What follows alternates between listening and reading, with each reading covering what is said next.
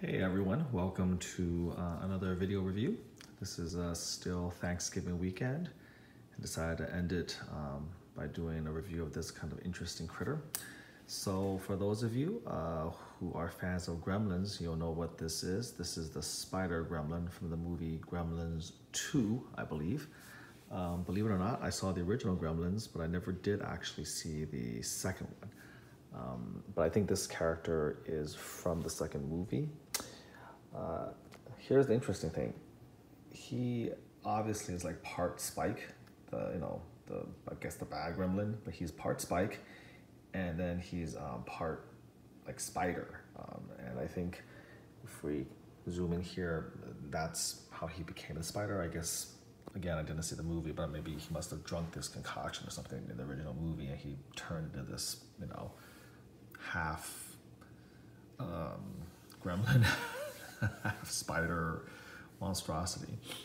But in any case, this is a NECA, N-E-C-A plastic toy, I believe. And it's an old one. I think it's long since been retired, and they don't make these anymore. But the bottom line is, because of the way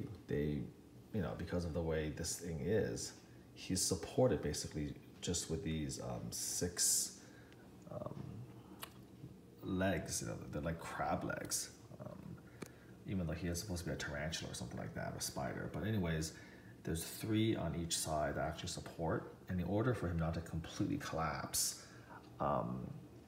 the legs have to be spread out really wide. So actually, I don't have a turntable to be able to put him on to spin him. So you're gonna have to bear with me, because I'm gonna have to kind of manually rotate him to show him off. And there's a lot to show off because he's actually a really, really cool piece. So in terms of the history behind him, again, he started off as just a NECA toy, and I confess I've never seen, I guess, like a normal version of him, but this is like a plastic toy, and I don't typically buy plastic. I like all of my display stuff to be, resin or polystone or porcelain or something like that. But I remember being quite taken by him because this piece was painted by Joe Dunaway. And he was painted by Joe Dunaway quite a while back. It's one of his older pieces. And if you go to his website, I think it's modelfreak.com, but if I'm incorrect, then you can just Google Joe Dunaway and you'll get to his webpage.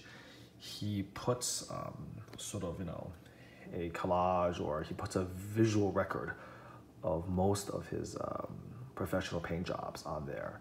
And each one has a lot of really cool pictures. And I remember, because he's one of my favorite painters, sometimes I would just go on his website and just kind of look at the amazing work and the amazing projects that he's done. And I remember many, many years ago coming across this piece. It was just so awesome, meticulously painted, and it popped so well. All of the detail, the texturing, the little tiny freckles, the camouflage, and the spots, and you can see all of this. I'm going really close. I mean, kind of just appreciate sort of the depth and the shading of the color that he brought to this piece. I really, fell in love with it. And of course, most of his paint jobs are all one of a kind. It's not like he does 100 of these. So, I knew some lucky collector probably had owned him. So it was just pretty, I think, shocking when years later, there was a collector in France, a French collector, whose name I have since forgotten. But he was in the middle of liquidating a lot of his older resin kits and statues. I think he was moving more into the life-size busts, especially the silicone versions with the real hair and eyes and all that. And so he wanted to move a lot of these pieces, and lo and behold, he actually owned the Joe Dunaway spider gremlin.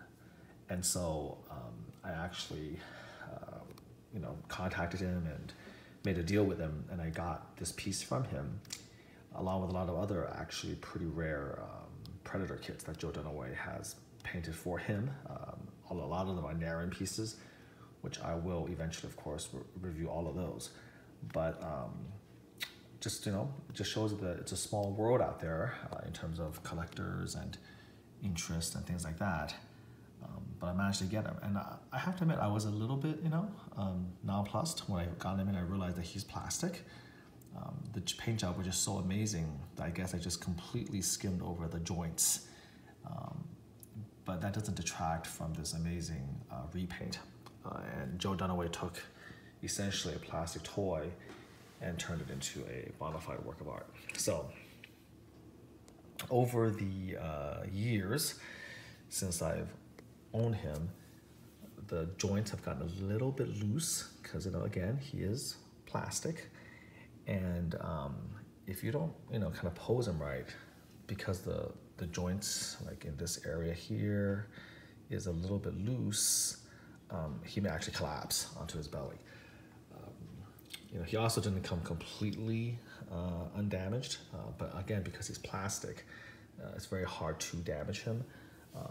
Joe, I think, customized him a little bit with these little tiny, I don't even know what to call these little things.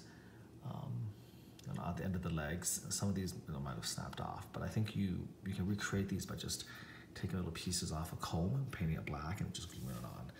I think one or two came off, which doesn't really affect the presentation of the piece at all. So here we go.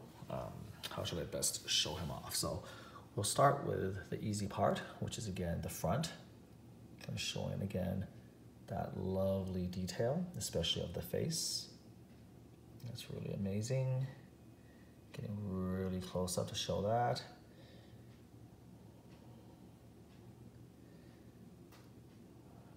And then, of course, the glass flask.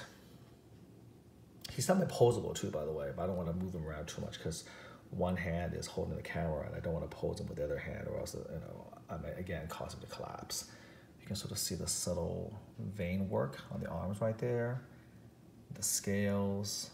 Okay, so Joe completely repainted every you know, inch of this. And then again, sort of the legs sort of reminds you of a crab, actually, more than a spider even.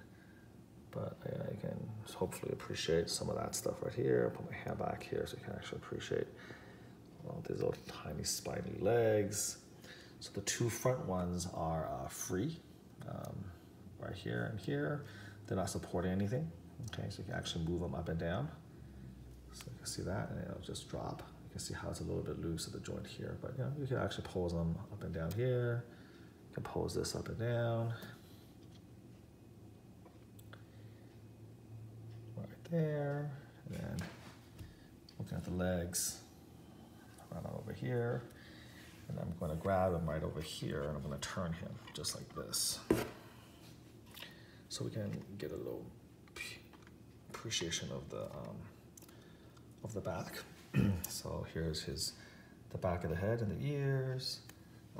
This, as well as this, can come off. So this is mohawk, and then the spine going all the way down the back. Hopefully you can appreciate some of the fine detail here. You can see by this line that the head can actually tilt and move slightly from side to side. So that's really neat. There's the back from this angle, and then from the other angle over here. And then of course the body, so-called, of the spider. He actually put little tiny pieces of hair and just sort of glued it here to kind of give you again that effect. So really, really cool. Look at that. So you can see some of that detail. I just love this paint job. There's just so much, you know, again, texturing. He brings out so many colors. He airbrushed it so nicely. I mean, again, it's just so amazing that he's able to do this with a plastic toy, make it look so good. It's like a $1,000 paint job on a you know, $30 plastic. Okay, so I'm gonna try to turn him around again with my offhand. Just gonna rotate them a little bit here. There you go. So that is one of the things we saw in real time, the little flask. It's made out of plastic, you can't break. And again, it's supposed to be held here, but the grip is a little bit loose, and so if you're fiddling with it, it'll actually just sort of pop right out and go all over the place. This happens all the time. Now, if you have them nicely displayed, this will never happen, but if you're, again, fiddling with it, it can pop out. So you got to see that in real time right there. Take a look again at some of the detail that Joe put into the scales, the arm.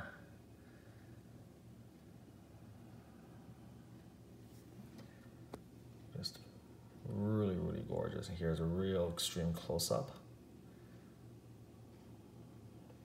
The back. Look at that. All the way to the tail. Very, very nice. The leg work. So I'm going to try to grab him. I'm going to take this off. I'm going to have to grab and show you the undersurface. So here we go. Again, I'm going to take this off as well. So this is kind of how you put that on. You can glue it, of course, to make sure it doesn't come off, but there's no real need. Once you put it in, it'll stay put. I'm going to take this off because I'm going to grab it right here. And then I'm going to just kind of try to show you the undersurface of him. So here, where you can't see, you can see the actual little tiny screws that are holding all those legs in place. Check all of that out. Check out the detail even at the very bottom. Right over here.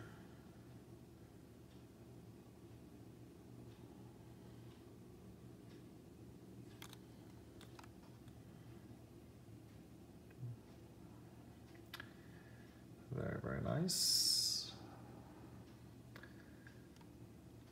I mean, so of course, you know, Joe did a phenomenal job, but you're gonna give a lot of props to Nika for kind of putting together a very, very nice sculpt.